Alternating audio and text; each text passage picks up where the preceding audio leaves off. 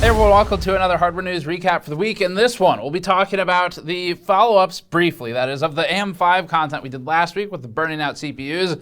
For this news video, we're just going to recap one important topic, which is new motherboards have a certain danger associated with them, which mostly relates to people not knowing that new boards don't necessarily have new BIOS. We'll also be talking about Der Bauer's fire extinguisher included water block for Ryzen CPUs, and some rumors of the 7600 series GPUs from AMD alongside a 4060 Ti or similar from NVIDIA coming up soon. Before that, this video is brought to you by Squarespace. We use Squarespace for our own GN store and juggle complex multi-piece orders all the time with it. Squarespace makes it fast for us to roll out new products with detailed pages full of galleries, videos, and descriptors.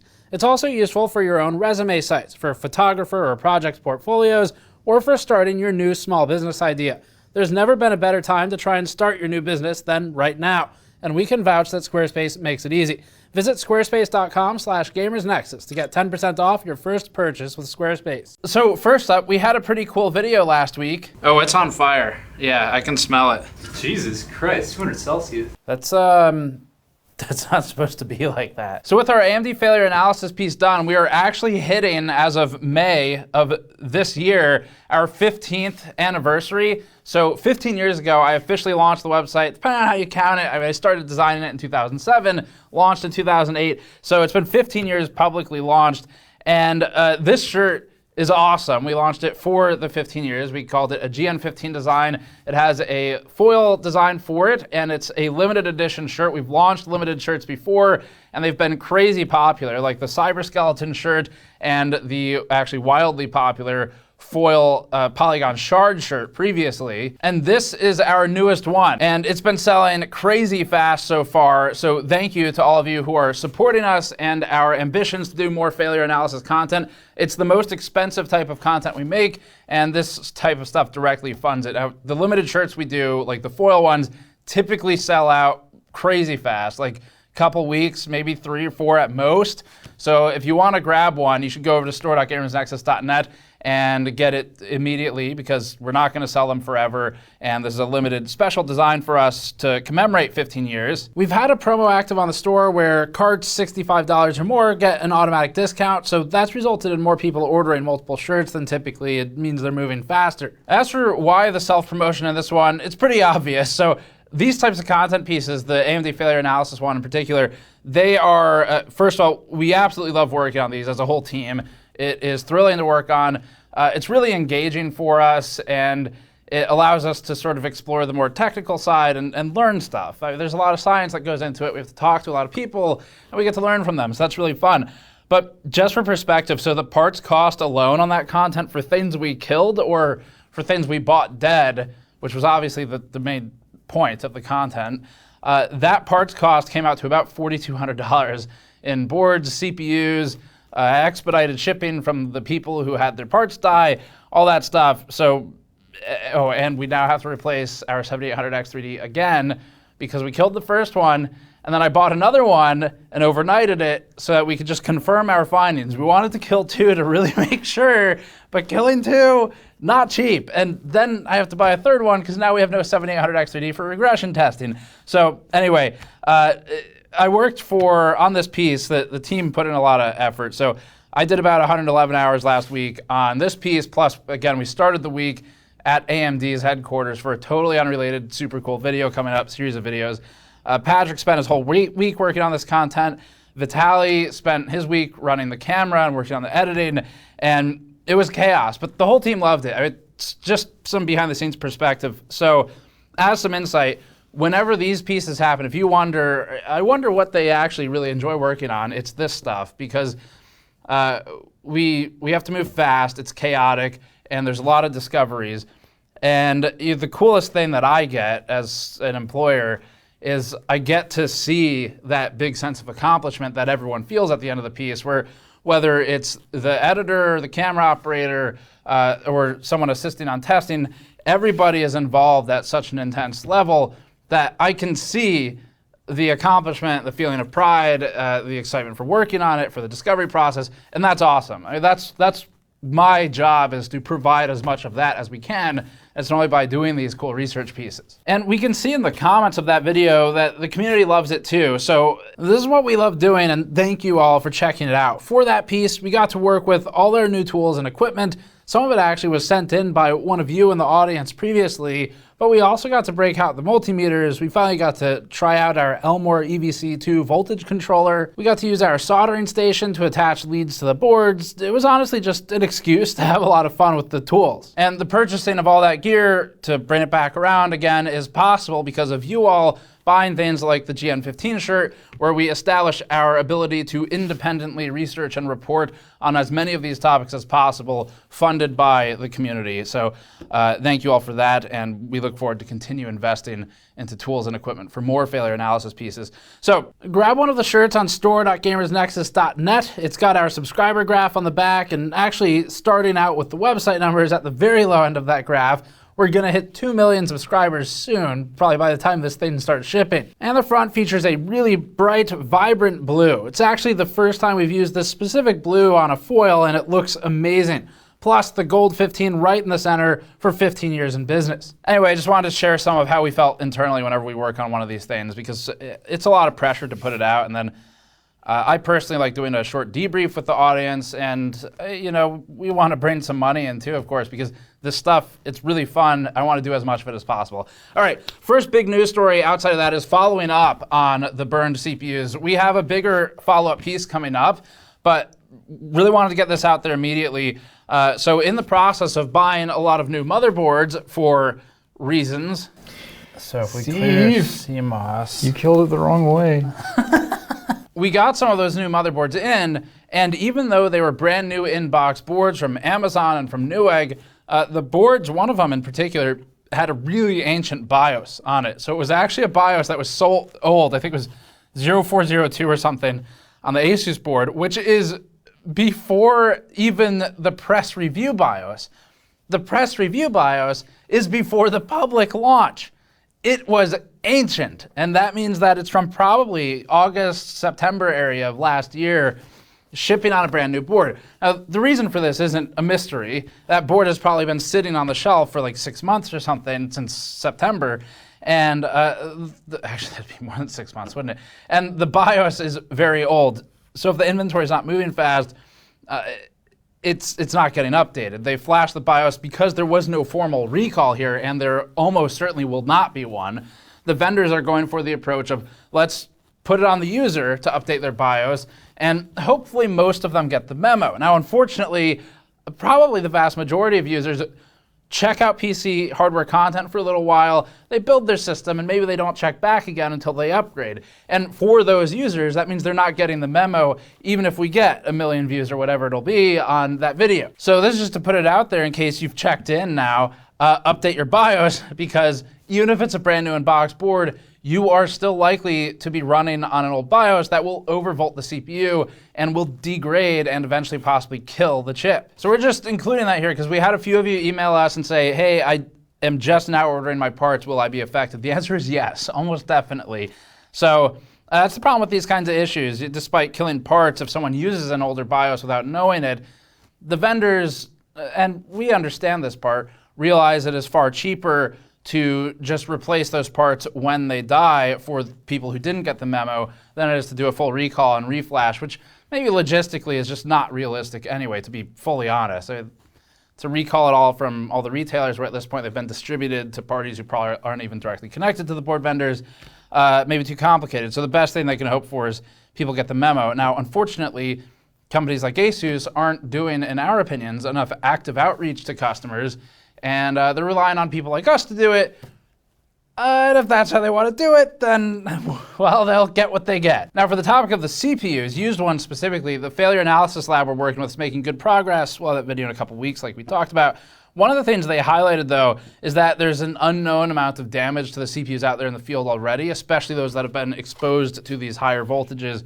And if you've been running a CPU for, say, 3 months out of a 1.45 volt SoC or something like that, and it hasn't died, there's probably been degradation. How significant it is depends likely on the quality of the chip, where unfortunately if you had a higher quality chip, it is now becoming a lower quality chip, as opposed to people who had the lowest quality chips. Those are probably the ones that are dead and that we bought. So we'll talk about that in the analysis piece, but you'd need some really good A/B data to know exactly what has degraded. It could be the ability to hold stable super high memory clocks that maybe were borderline before and now they're not feasible. It could be a loss of a boosting headroom. It could be impact to other clocks within the CPU. Or it could just be a sudden instantaneous death at some point when it hits a tipping point. So anyway, next up, rumors of the 7600 XT and the 4060 Ti. These have been swirling around the rumor toilet for the last week while we've been heads down working on the AMD stuff. And these rumors indicate that a lower end, but still not low end, 40 series card is likely on the way, and AMD is gearing up to fight back with its own, hopefully, actual mid-range card. Video Cards has posted a 4060 embargo timeline document. These are typically distributed to board partners, and this one follows the formatting we've seen from documents leaked to AIBs in the past. The document indicates a TBD end of May date for the reviews and availability. It's unclear at present whether this is for the 4060, the 4060 Ti, or both, and the price is yet unknown. Separately, we've received at GN some direct information from board partners about AMD's silicon coming up, and we've seen some rumors online about this too, so it looks like it's corroborating at this point. And we're not clear on if that'll be a 7600 XT or maybe a 7700 if they use that name, or I guess 7800 they haven't used yet either. But what we do know is that they're shooting for at around or below a $500 GPU in the more immediate future, so it's supposed to be sort of a mid-range card.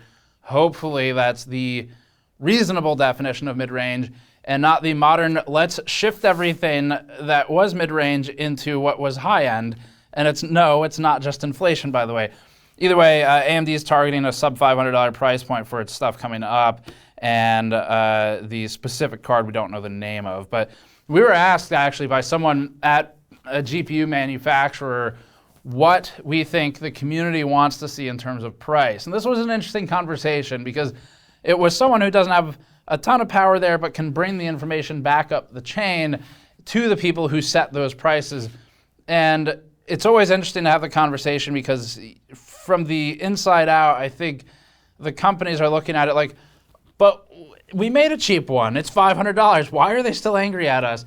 And so the price point I brought up, I said I think people want to see $200 cards again because that actually, if you look at the old marketing materials from AMD and NVIDIA, that used to be the most common price point. And like that's what they advertised on with the RX 480 and 580 and NVIDIA did with the 1060s.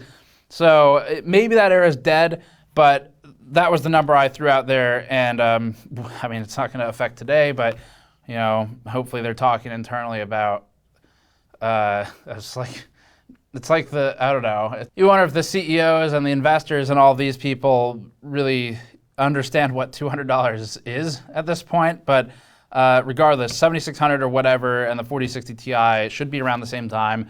Current indications are that May will be the month for both of them. It's going to be probably later May. May lines up with Computex, which is back on this year. Computex is a major industry show. We're going to it. We're really excited actually to cover stuff there. So we're going to be going booth to booth, covering, probably posting something like 3 news videos a day, maybe more than that, depends, at the end of May. So first week of June, last week of May is when that's happening. It's in Taipei. You'll want to check back and get all the news, and we'll definitely be covering on the ground any of the new AIBs for those GPU SKUs. All right, next one, Der Bauer's new fire extinguishing heatsink. So up next, Roman, aka Der Bauer, just announced his own direct die Ryzen 7000 water block called the Micro, and that's MYCRO. Frankly, we were surprised he didn't go with a more German-sounding name, like AMD Ryzen 7000 direct die water block mit K und mit 8. Now, Roman, just to talk to you directly for a moment, you missed a massive marketing opportunity here because this isn't actually just a direct die water block.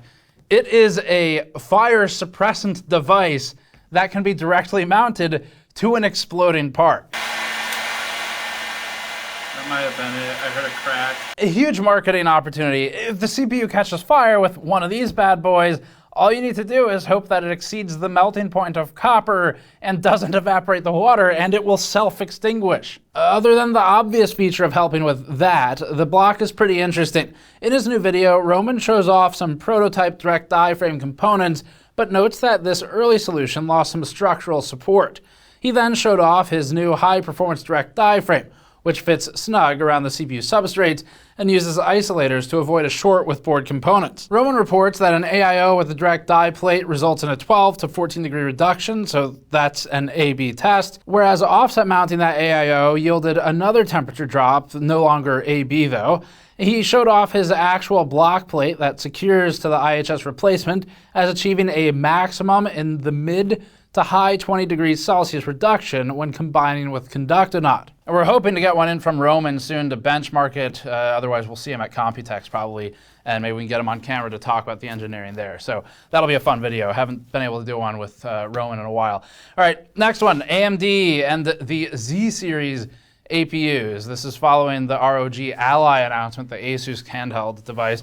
So AMD is launching a new line of mobile processors, and it is specifically aimed at the handheld gaming market. They are rebranding these as Z1 and Z1 Extreme. They're both monolithic designs that combine Zen 4 CPU cores and RDNA 3 GPU compute units into the same silicon. The Z1 Extreme is the higher spec of the two designs because extreme, so obviously, with 8 cores and 16 threads on the CPU side and 24 megabytes of combined L2 and L3 cache. One version of AMD's product page lists this in kilobytes.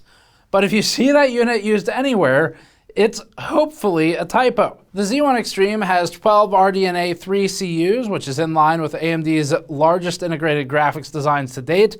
AMD's configurable TDP for the Z1 Extreme ranges from 15 watts to 30 watts, which is low, but obviously makes sense for a handheld device that has to live off battery power and manage to cool itself at the same time. The Z1 is a 6-core, 12-thread chip with 22 megabytes of cache. The CTDP is the same, 15 to 30 watts, but the biggest hit is to the GPU. The Z1 Non-Extreme only has 4 CUs, a third of what the Extreme has. This is a huge difference between the chips and one that will likely relegate the Z1 Non-Extreme to handhelds with low performance expectations. The rest of AMD's announcements pretty much just packed with the usual marketing language. They talked about Radeon Chill, they talked about RSR, super resolution, and they had the obligatory "how do you do, fellow gamers" style of marketing cringe. What's up, gamers? This short page in particular uses the word breathtaking no fewer than 3 times, and it confidently states, quote, "play anything, anywhere with anyone, at home, on the go, plugged in or plugged out, or in the cloud. Go ahead and seize the win." First of all, plugged out, there's another word for that. It's unplugged. Secondly, it sounds like it's like some kind of limerick. It's like a Dr. Seuss book or something. At home, on the go, plugged in, plugged out, in the cloud, seize the win. What are we even doing anymore? The official announcement from AMD has some implications for the upcoming Asus ROG Ally.